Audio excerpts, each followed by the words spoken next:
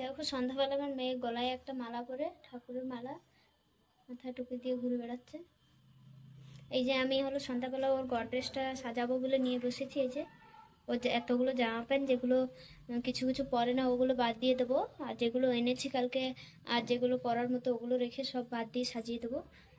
গডরেজটা ও তো চেন খুলতে পারে, ওই জন্য চেন খুলে সব বের করে এলোমেলো করে রাখে দেয়। এই যে দেখো,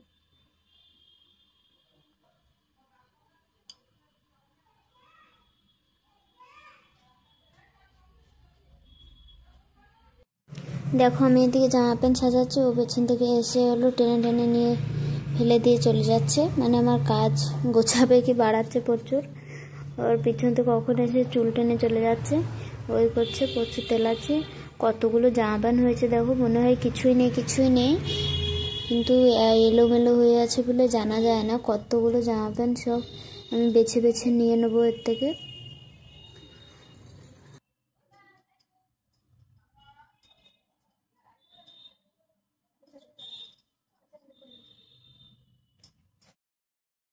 যতই ভাঁজ করে রাখলে কি হলো, এই যে গডরেজের চেনটাও অর্ধেকটাও ছিঁড়েই দিয়েছে। তারপরে আমি টেনে টেনে রেখেছি, ও গডরেজের চেন খুলে সাথে সাথে ড্রেস সব বের করে সব সারা ঘরে ফেলে দেয়, সব এলোমেলো করে দেয়, কিছুই রাখা যায় না।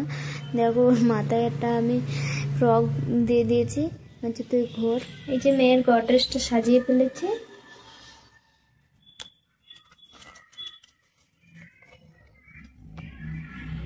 এইগুলো সব বাদ দিয়েছি, রেখে দেবো। আর এই যে গডরেজটা সাজিয়ে দিয়েছি, যেগুলো যেগুলো লাগবে কিছু কিছু বেছে বেছে রেখেছি। এবার এই যে আমাদের গডরেজের পালা। এই যে দেখো উপরে কতগুলো জমাট হয়েছে।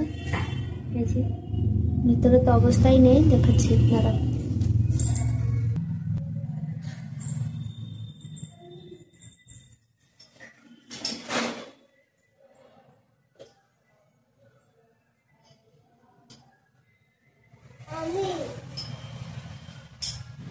আমাদের গডরেজের এই অবস্থাটাও ওই করেছে, এর মধ্যে ঢুকে সব জামা প্যান্ট বের করে এলোমেলো করে রেখে দেয়।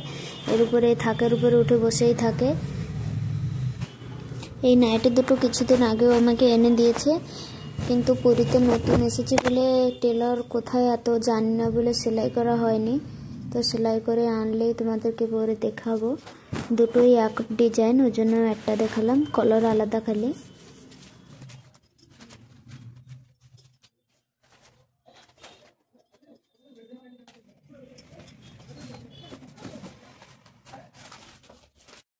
এই যে দেখো গডরেজটা সাজিয়েছি এত সময় ধরে, দেখতে খালি আরাম মনে হচ্ছে 2 ঘন্টা ধরে সাজিয়েছি। এখনো ঘরের অবস্থা দেখো, এলোমেলো পড়ে আছে। সব গোছাবো, মেয়ে কান্না করছে, ওকে খাবে তারপরে গোছাবো। খালি তোমরা কালকেই আমি গডরেজটা সাজিয়েছি। এ কি করছে দেখো, এই চেন খুলে দেখাচ্ছি। এই জামা প্যান্ট সব বের করেছে।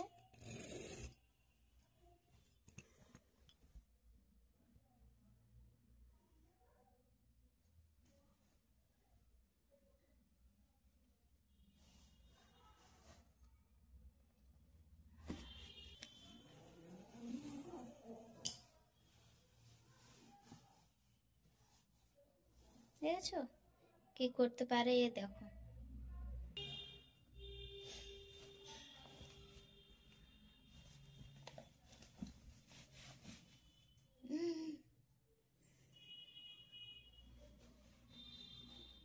দেখো নাচছে, ওর মধ্যে গডরেজটাই হলে যাচ্ছে।